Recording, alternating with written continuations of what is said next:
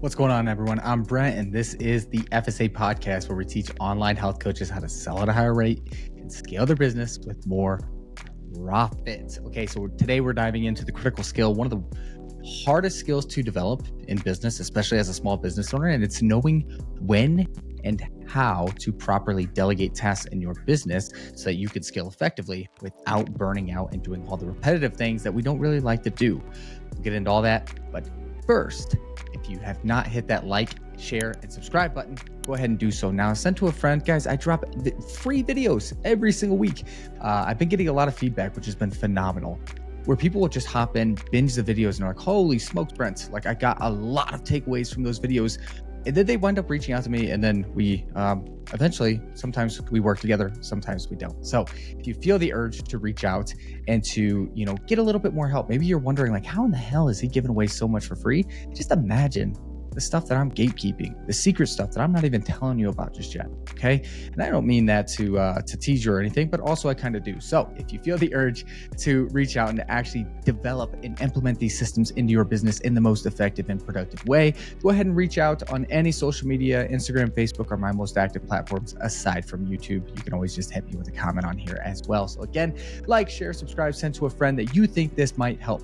Okay, so our main goal at C4F is to help you build a team, ideally with 5 or less people, that has a high output, that has an extremely high output, to where you're not managing a lot of people, you're not dealing with the amount of stress that a lot of bigger business owners are dealing with, but then you are still taking home how much they're taking home. So you got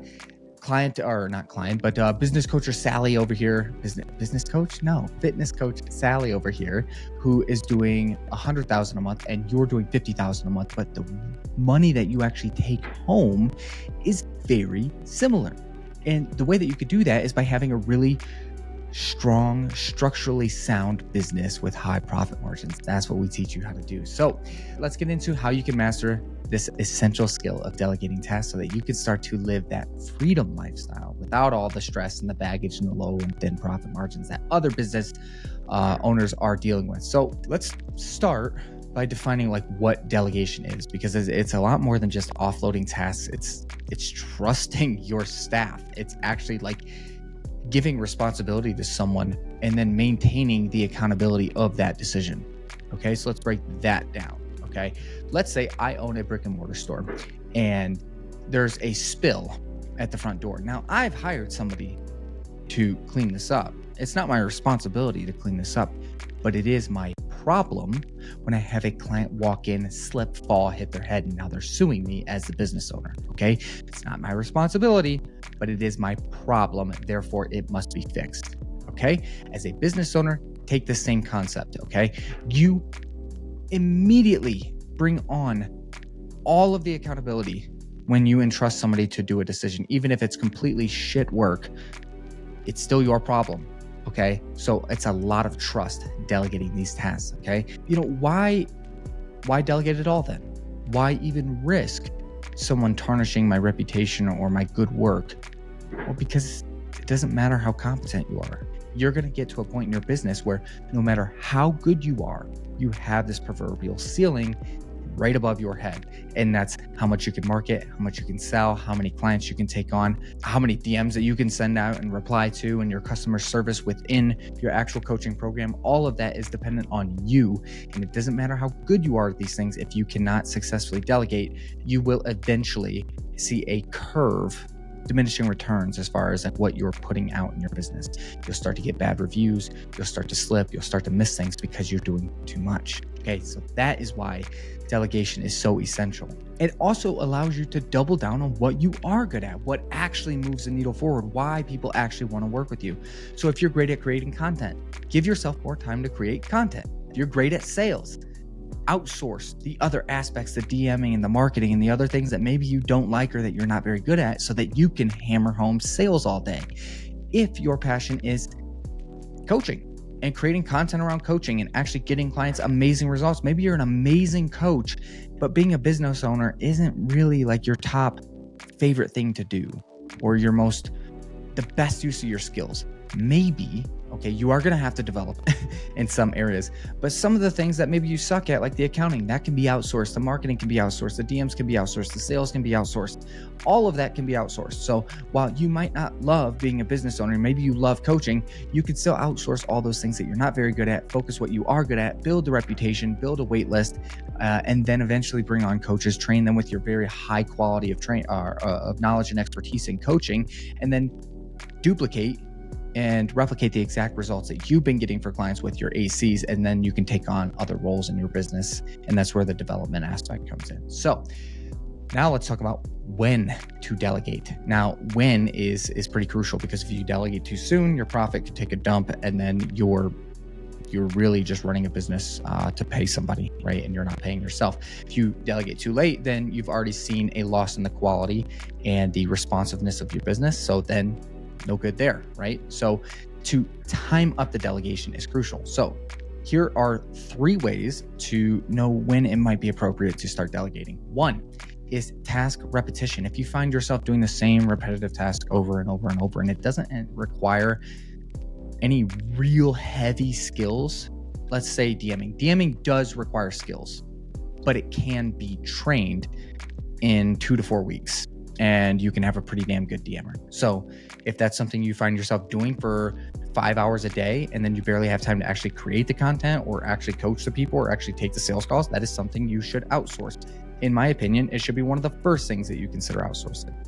Here's another way to consider delegating is if it's a specialized task like accounting. So it may be appropriate to bring someone external in who has better skills and a whole entire degree and knowledge on one specific topic that it would take you years to emulate the same amount of knowledge and expertise that they have. It's just not worth your time as a business owner. So if it's specialized skills, it might be worth hiring an agency for. Another time to delegate is when it requires capacity building. So delegating tasks that can develop your team's capabilities, preparing your business for future scaling. Basically, if you're at capacity for skill or for sales, it might make sense to develop someone in their skill set to take the triage calls for you.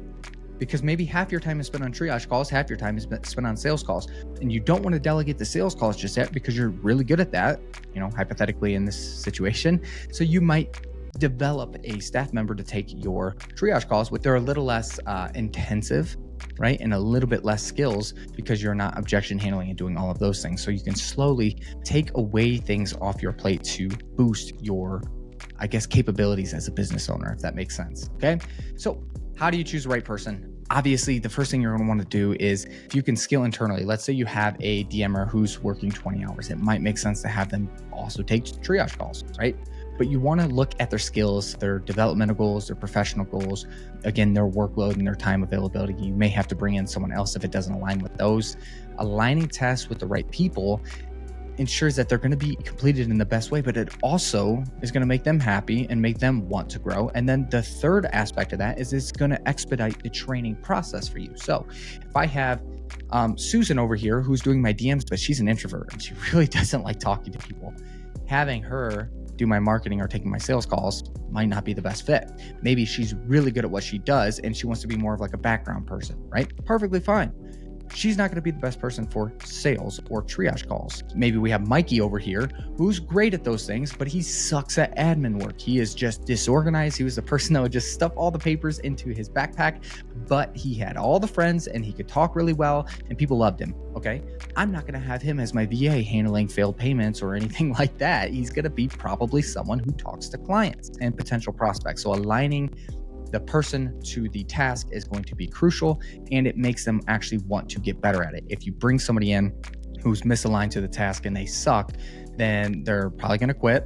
They're probably going to stay and suck, which is arguably worse than quitting, right? Or they're just not going to be very motivated. Not only will they suck at what they do, but they're going to bring you down as well and hurt the overall company culture.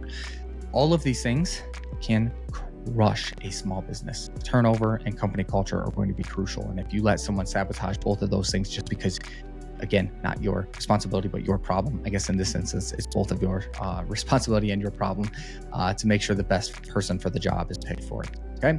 Now, how to delegate effectively. Okay. Now, delegation is again, it's a skill. It's a legitimate skill. So here are some steps when you're delegating. One, be very clear on what you want done. There is nothing more frustrating than having somebody do something and then it's the complete opposite. The vision of what they thought you wanted and what you thought you wanted are completely different, okay? Be clear on what you want them to do, write out specific outlines, and again, set those expectations, set those those deadlines so that it's done on time. And don't hover over them, but keep a close eye on them the first few tasks that you have them do, and then you can slowly taper away. Provide them resources, provide them supports. The worst thing, not the worst thing, I overuse that phrase a little bit, but as a business owner, you need to be there to support your staff. If your staff is reaching out with questions and you're taking an entire day to respond, that's really bad. No different than if a client was reaching out to you over and over and you took a long time to respond. It's not good and it demotivates them. Respond to your staff and help them and provide that support and accountability to them. And then provide resources as well. If you have an idea of what you want done, or if you want something done a certain way, it might be really hard to explain. So give them examples, okay? Don't just think that everyone thinks exactly like you, because I've done that as a business owner. And then I've been very frustrated with clients in the past. So set them up for success so that you can avoid being frustrated and them feeling like they dropped the ball or they came up short. And then this is less of a skill, but it's just trust. It's trust and empowering people, building people up around you. So one small thing that I do, this isn't even necessarily with my staff, but I play a lot of pickleball. I tell you guys this every week, a ton of pickleball. I play with new people every single day. As I get into these rotations, the first question I ask every single person is, how do you like to play? What's the best thing that you do in pickleball? And I ask every single client this every single person that exact question that I've never played with. It could be, again, Mary, the 78-year-old pickleball player, or Katie, the 24-year-old pickleball player. I ask the same question to everyone. What is your best thing that you do on the court? They'll say dink, they'll say drive, they'll say drops, they'll say lobs. And I play to my very best capability to their strengths because I feel like I'm pretty adaptable. That's how you should think with your staff. What is the best thing that you do? And let's build around that a little bit, okay? Play to their strengths the same way you play to yours, and with the overarching business model that I mentioned before, okay? A positive feedback loop, creating that dynamic where they don't have to feel stupid or dumb or they're scared to ask you questions. Give positive but firm feedback, okay? Don't be a dick to your staff to where they don't feel like they can come to you with questions. It's that simple, okay? If they can't come to you with questions, they're gonna try to do it on their own and then they're gonna screw up, okay? And then this one, I don't think enough people talk about this, but it's just that concept of letting go. Like what a lot of business owners do is they squeeze their business so tight that they create the bottleneck. They squeeze it so tight and they reduce the output that the business could do, and it's under their own doing, okay? And it's because of that concept of you love your business so much, and that's amazing, and you put everything into it and you build it up to what you've always wanted, or you're so close that you squeeze everything so tight and don't allow people to play to their strengths or to operate in a way where they don't feel like they're on edge or being watched. They feel like you're, looking over their shoulder. You cannot do that to your staff, okay? So slowly delegate, build trust, build skills, and step away.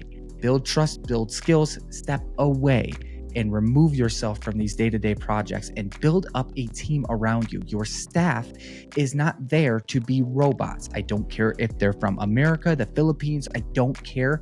Don't treat or speak to your staff, like they're AI or ChatGPT, do this, do that very authoritative approach.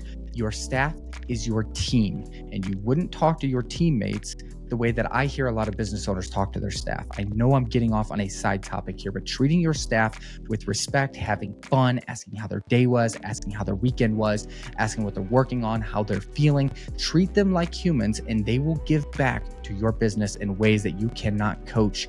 Okay, so delegation is going to be a very powerful thing to propel your business forward. Do not leave this ceiling right above your head, but also scale with intention. A lot of people don't delegate because they're scared to, because they don't want to let go, which is what I just covered. But the other aspect is, can I afford it?